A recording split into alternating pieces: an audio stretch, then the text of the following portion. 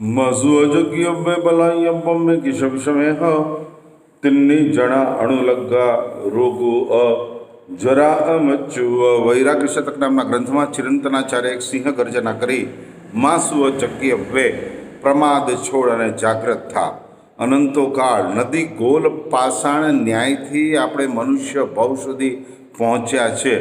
નદી ગોલ પાષાણ એટલે કે નદીની અંદર પથ્થરો અથડાતા કૂટાતા માંડ માંડ આમ કેટલોય માર ખાતા ગોળ અને લીશો બને એ રીતે ચાર ગતિમાં જીવ અથડાતા કૂટાતા માર ખાતા ખાતા ઘણું સહન કરતાં કરતાં છેક મનુષ્ય ભવ સુધી પહોંચ્યો છે।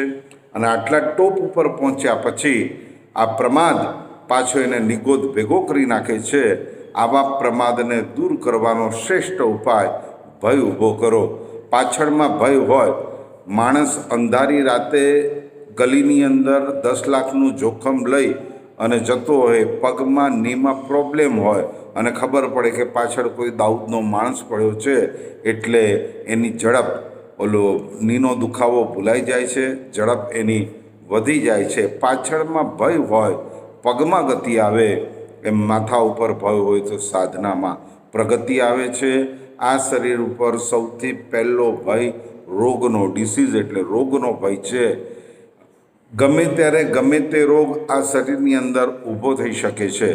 એક ક્ષણ પહેલાં જેના રૂપની પ્રશંસા દેવલોકમાં ઇન્દ્રએ કરી છે અને ક્ષણ પછી આ શરદકુમાર ચક્રવર્તીના શરીરની અંદર એક સાથે 16 રોગ ઊભા થઈ ગયા છે।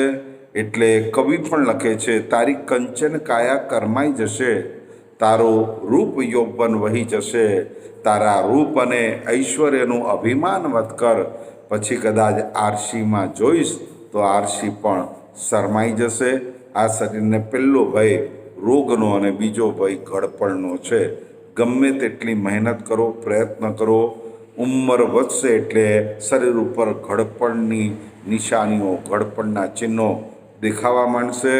તમે ઘડપણને છુપાવવા માટેના લાખ પ્રયત્ન કરો છો, માથાના વાળને ધોળા હોય તો કાળા કરો છો। એક સમય હતો, અત્યારે યુવાનો વાળને ધોળા કરે છે, કાળા વાળવાળા યુવાનો માથા ઉપર ધોળા વાળની લટ રાખે છે અને એના બાપ ધોળા વાળને કાળા કરે છે।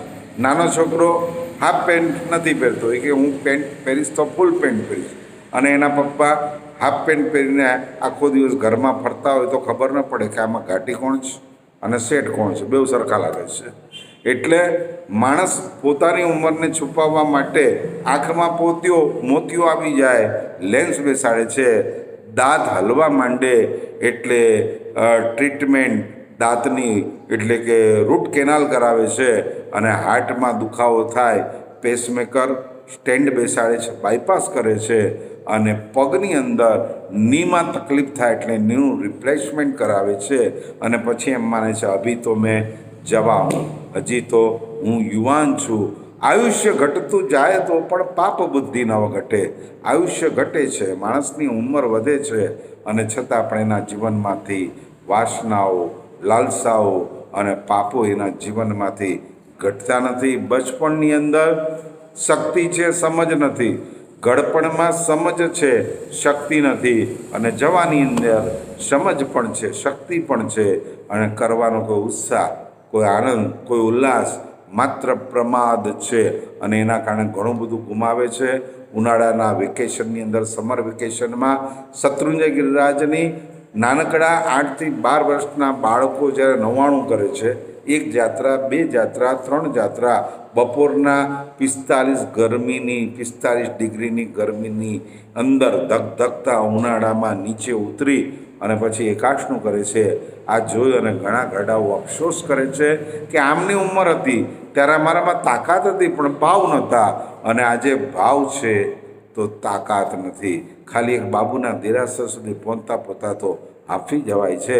એટલે કેવું પડે, ઓલો કવિ કહે છે, બચપણ ખેલ મેં ખોયા, જવાની નિંદ ભર સોયા, ઓર બુઢાપા દેખ કે રોયા। કાળા વાળ હતા ત્યાં સુધી કાળા કામ ખૂબ કર્યા, હવે ધોળા વાળ આવ્યા, કંઈક સારા કામ શરૂ કરો। ગચ્છાધિપતિ જયઘોષ સરસ્વતી મહારાજ કહેતા કે ઉંમર 60ની થાય પછી માણસે સંસારની પ્રવૃત્તિમાંથી નિવૃત્ત થઈ જવું જોઈએ, ટીવી જોવાનું બંધ કરવું જોઈએ, એને લગ્નમાં ન જવાય પણ કદાચ સ્મશાને જવું હોય તો જઈ શકાય. એટલે અમારા માણસ ઉંમર થયા પછી પણ ચક્રવર્તી કહેવાય છે, શાસ્ત્રકાર લખે છે ચક્રવર્તી પણ છેક સુધી ચક્રવર્તીપણાને જો વળગીને રહે અને મરે તો 7મી નરકે પહોંચે છે. અને એ ચક્રવર્તી સંસારનો ત્યાગ કરી અને સાધનાના માર્ગમાં લાગી જાય તો છેક મોક્ષ સુધી પહોંચી શકે છે. જિંદગીના છેલ્લા શ્વાસ સુધી જે વેપારનું વળગીને રહે છે એની સદગતિ થવી બહુ મુશ્કેલ છે. અમારા ગુરુદેવ ભુવન ભાનુશ્રી મહારાજ એક સરસ કથા કહેતા હતા કે બંગાળી બાબુ હતા, નાનકડી દીકરી હતી અને પત્નીનું મૃત્યુ થઈ ગયું. ભર જવાનમાં જ્યારે પત્ની ચાલી ગઈ છે, ઘણાએ સલાહ આપી કે હજી દીકરી નાની છે, બહુ લાંબુ હજી તો તમારું ભવિષ્ય છે એટલે બીજા લગ્ન કરી લો. પણ આર્ય દેશને પામેલો માણસ કે છે નહીં, એક ભાવમાં મારે બીજો ભાવ નથી કરવો. આ દીકરીનો બાપ પણ હું બનીશ, મા પણ હું બનીશ, ખભો પણ હું આપીશ, ખોળો પણ હું આપીશ. અને દીકરીને લાડકોડથી મોટી કરી છે. લગ્નની ઉંમર થઈ છે અને યોગ્ય પાત્ર સાથે લગ્ન નક્કી થયા. લગ્નનો દિવસ આવ્યો, દીકરીને વળાવવાની જ્યારે તૈયારી છે, બાપ ખૂણામાં જઈ ધ્રુસકે ધ્રુસકે રડી પડ્યો છે. આમ તો પુરુષ જલ્દી રડે નહીં, પણ પુરુષની આંખમાં 2 વાર આંસુ આવે છે. એકવાર દીકરી ઘર છોડે ત્યારે અને બીજી વાર દીકરો તર છોડે ત્યારે.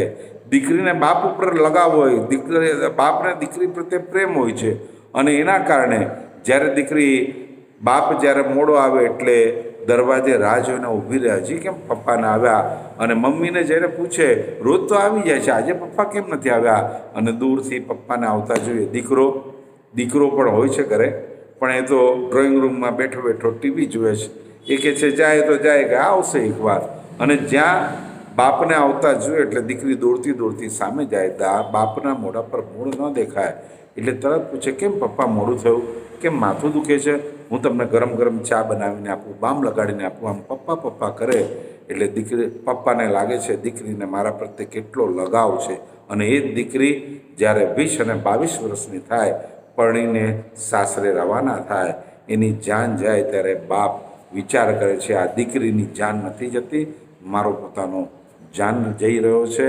દીકરી માના વખાણ કવિઓએ, લેખકોએ, સાહિત્યકારોએ ખૂબ કર્યા છે, પણ બાપના વખાણ બહુ ઓછા થયા છે.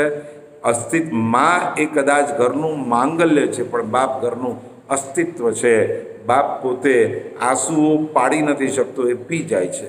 મા તો રડીને હળવી થઈ જાય અને નાના નાના દુઃખની અંદર મા યાદ આવે. કાંટો લાગે તો ઓ મા, પણ રસ્તો ક્રોસ કરતા હોય અને જોરથી ટ્રકવાળો બ્રેક મારે ત્યારે ઓ બાપરે શબ્દ નીકળાય. સુખમાં મા ભેગી આવે, રિઝલ્ટ લેવા જવું હોય એસએસસીનું તો મા ભેગી આવે, પણ કોલેજના એડમિશન માટે ધક્કા ખાવા હોય તો બાપ જાય છે.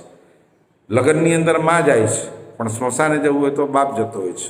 બાપ પોતે પ્રતિકૂળતા સહન કરીને, કષ્ટ વેઠીને પોતે સાદો ફોન રાખે, દીકરાને સ્માર્ટફોન આપે છે. પોતે સાયકલ ઉપર જાય અને દીકરાને બાઇક અપાવે છે. પોતાની ગંજીમાં કાણા પડેલા હોય અને દીકરાને ટી શર્ટ અપાવે છે. આનું નામ બાપ છે. અને આ બાપ દીકરીને વિદાય આપે છે. બાપ ભાંગી પડ્યો છે. મહિનાઓ પછી એક દિવસ દીકરી બાપના ઘરે પિયરે આવીશ અને વાતાવરણ જોયું છે. દીકરીને પગ મૂકતાની સાથે વાતાવરણનો ખ્યાલ આવી જાય છે. એટલે સાંજનો ટાઈમ છે. આવતાની સાથે પિતાને એક ટકોર કરે છે, બાબુજી શામ ઢલ ગઈ, અભી તક દિયા નહીં જલાયા. અને એ વખતે બાપ વિચાર કરે છે, દીકરીએ કેટલી સરસ વાત કરી, જિંદગી કી શામ ઢલ ગઈ है और बुढ़ापा का अंधेरा छा गया है, मगर अभी तक मैंने धर्म का दिया नहीं जलाया. બાપને વૈરાગ્ય થયો છે અને ચારિત્રના સંન્યાસના માર્ગે ચાલ્યો ગયો છે. આ શરીર ઉપર મોટામાં મોટા આપણી પાછળ 3 ભય પડ્યા છે. નંબર 1 ડિસીઝ, રોગ. નંબર 2 ઓલ્ડ એજ એટલે ઘડપણ. અને નંબર 3 એક મોટો ભય છે, એની વાત આગળ ઉપર